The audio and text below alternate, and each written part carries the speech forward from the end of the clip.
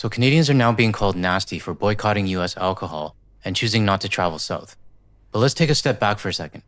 Can you really blame Canadians for not wanting to deal with this? No, mira, esto van volviendo aquí en el baño, un beta, no, qué chingo marico, no. El sueño americano, migración, 26 Federal Plaza. ¿Cómo nos tienen ver la situación como estamos nosotros, como perros? And Canadians avoiding the U.S. because of the ICE detention centers is now making tourist destinations like Las Vegas look like this. I ain't never seen Vegas look like this on a Saturday at 1 a.m. Where's the people? Holy shit, dude. What the fuck? Like, I can't make this shit up. Holy shit, bro.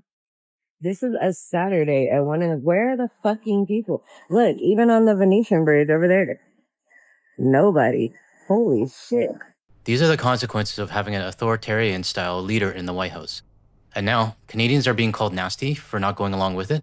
Come on, that's a bit ridiculous. Today, we got Pete Hoekstra once again running his mouth, gaslighting Canadians, and doubling down on the nonsense. He sounds exactly like Trump. But this time, we have our own government officials speaking up, and I'm glad to see we're not just letting it slide. Let's get into the reports. Trump's ambassador seems hot and bothered with Canadians keeping their elbows up. He says what Canadians do is none of his business, but that it's mean and nasty. Canadians staying home, that's their business. I don't like it, but if that's what they want to do, it's fine. If you want to ban American alcohol, that's fine. There are reasons why the president and some of his team refer to Canada as being mean and nasty to deal with, okay, because of some of those steps. Now, I've got a question for our friends from the Netherlands. How did you manage to get this guy kicked out as your ambassador? Because we can really use some notes here, and your help. I'm asking on behalf of a lot of Canadians. We really don't want this guy. I've already done several videos on this guy, and to be honest, I was hoping I would never have to do one ever again. But here we are. He's still out there, acting as Donald's mouthpiece to Canada. So it was only a matter of time before I had to do another video on him. Now let's take a look at CBC's analysis on Pete, along with some thoughts from BC Premier David Eby. Janice McGregor joins us live from Washington with more on all this. Janice, what did the ambassador say? Let's start there. Yeah, indeed. Megan was just talking about sort of big projects, but this is a story about Canadians' small actions really adding up. Donald Trump's top diplomat in Canada is Pete Hoekstra. He was speaking this week at an annual summit for business and political leaders from the Pacific Northwest Economic Region. That conference was held in Bellevue, Washington State.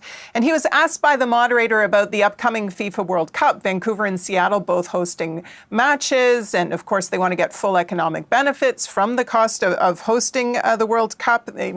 He was asked about how to get tourists crossing the border between Canada and the U.S. again. Hoekstra said that if Canadians are staying home, that's their business. He said he doesn't like it, but if that's what they want to do, it's fine. He also said if Canadians want to ban American alcohol, that's also fine. But what he said next suggests that maybe it's really not all that fine with him. Hoekstra said that actions like these, consumer boycotts, are the reason that President Trump and some of his team have referred to Canada as being mean and nasty to deal with. So now Canada is being called nasty because we won't comply with the bully? It's like dealing with a schoolyard bully. They push you around, they call you names, get 77 million of their friends to pile on. And the second you say no, suddenly you're the problem? What kind of self-centered bullshit is this? I'm a fourth-generation Canadian. This is my home. And if your boss threatens to annex my country, you better believe I'm going to push back. We're Canadian, and we're polite. But with this kind of garbage, yeah, you're going to believe the F-bombs are going to come out. BC Premier David Eby's government is kind of part of this summit, and he didn't think much of these comments. Here's what he said on Power and Politics last night. What's your sense of just the depths of the understanding the Americans have about sort of the offense that has been done to Canada here? I really think that at the leadership levels, there's very little awareness. The ambassador specifically said that Canadians were mean and nasty for not buying American alcohol, and for boycotting the U.S. in terms of travel. And at the same time, like, do they think that Canadians are not going to respond when the president says, I want to turn you into the 51st state and beggar you economically unless you bow to the U.S.? Like, obviously, Canadians are outraged. I say Canadians stick with it, like, hold the line. Well, I'm definitely holding the line. And that's exactly why this channel exists. And clearly, I'm not alone. We now have over 35,000 subscribers who also feel the same way. If you're not subscribed to the channel yet, go ahead and hit that button and join the 35,000 who are also holding the line with us. But back to Premier Eby. He said it perfectly. How can anyone expect Canadians just to roll over and take it? There's not much I need to add. He pretty much summed up how I feel. Because while Pete keeps gaslighting Canadians, and those 4 senators show up demanding that we change our laws to suit their agenda, all it does is make me double down on the boycott. Let me know in the comments, does this push you further into the US boycott? At this same conference, the ambassador also scoffed that, look, Americans can get their alcohol back and forth across the border if they want to. He said that no one checks his car when he goes back home to his home state of Michigan and then crosses back into Canada for his role.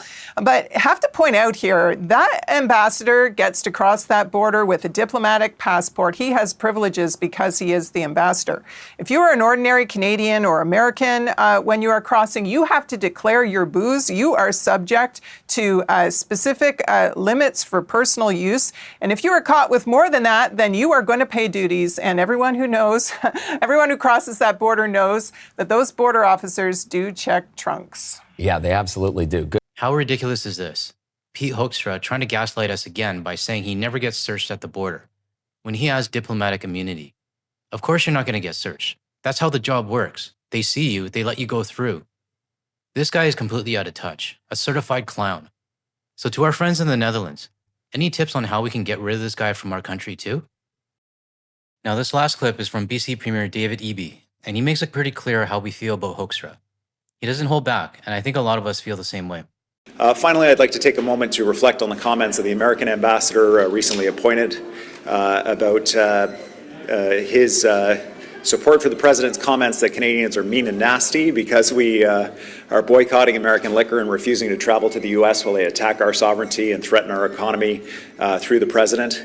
Obviously, if you're a mean and nasty Canadian for standing up for our sovereignty and our economy and our jobs, well, I think most Canadians would be proud to be considered mean and nasty.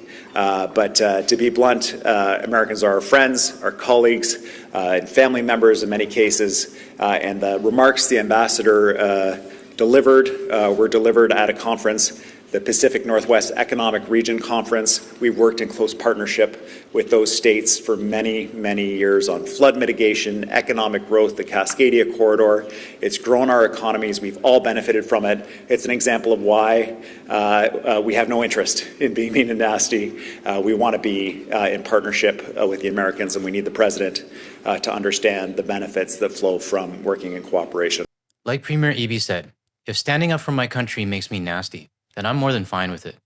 If pushing back against Pete and Donald make me nasty as hell, then so be it. Because I'd rather be called that than stay silent while they push their agenda. But I'll say this, the president and his inner circle have never understood the value of cooperation. And at this point, as a regular Canadian citizen, I see any kind of cooperation with the US a complete waste of time. Whether it's tourism, trade, or anything economic, we're not dealing with fair partners. We're dealing with a toddler in charge and a bunch of people who are too afraid to say no to him. No real partnership can come out of that, not one that values equality, which is exactly why I'm glad Canada is starting to look inwards and build stronger ties with overseas allies. Tomorrow's video will cover that, from how our premiers are stepping up to how international allies are now turning to Canada instead of the US. If you found this helpful, hit the like and subscribe to help spread this message further. Share it with your friends and hit the bell so that you're notified the moment a new video drops.